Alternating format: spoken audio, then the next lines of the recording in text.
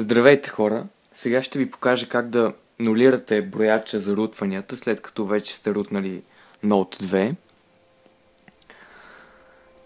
Само искам да предупредя, че когато нулирате брояча, това ще ви премахне Clockwork Mode Recovery и няма да можете да флашвате ромове през Clockwork Mode. Първото нещо, което трябва да видите е, че имате Custom Binary. Ето можете да видите Custom Binary Download Yes to Count. Това е което искаме да направим на 0. Така, проверяваме го и изключваме телефона, за да може да го включим пак.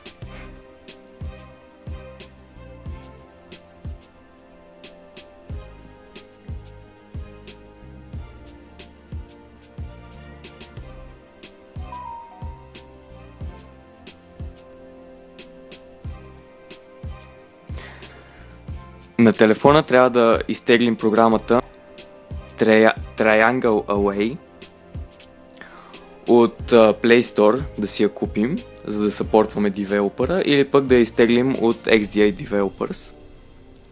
Там я има безплатно. Ето, аз съм я изтеглил. Ето, инсталираме я и я отваряме. Трябва да му дадете root. И тук трябва да видите дали това е вашия телефон, дали това е номера. Можете да го видите в настройките. Така, това е моя. И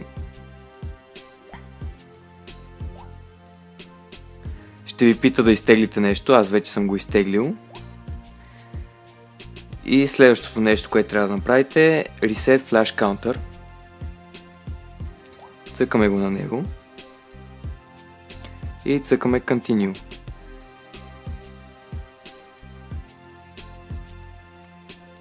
И сега просто чакаме.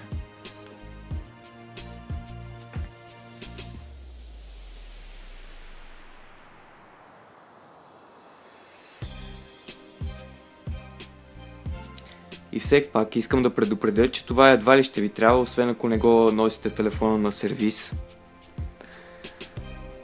Ето, можете да видите. Само да фокусирам. Ето. Flash Counter 2 и Custom Binary Status, Custom. И цъкате копчето за звука нагоре, за да се съгласите да ресетнете каунтера и статуса.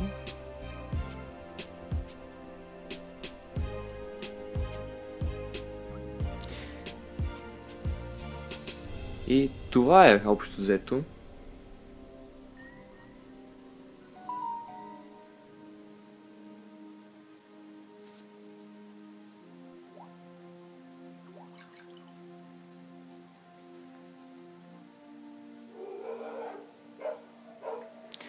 Нека сега да изключим телефона, за да проверим дали е станала работата.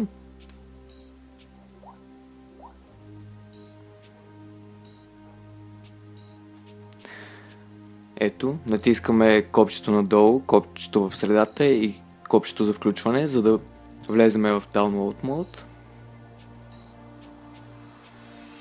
Натискаме нагоре и ето можете да видите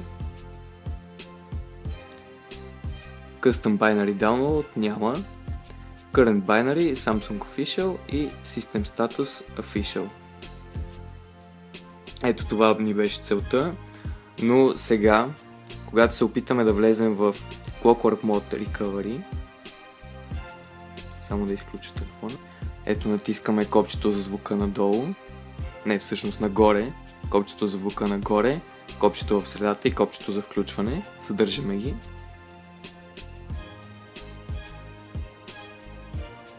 Нека видим какво ще стане.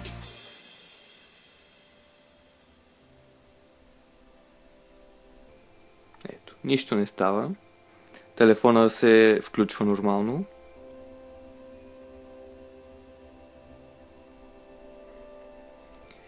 И това е от мен. Кажете какво друго искате да видите.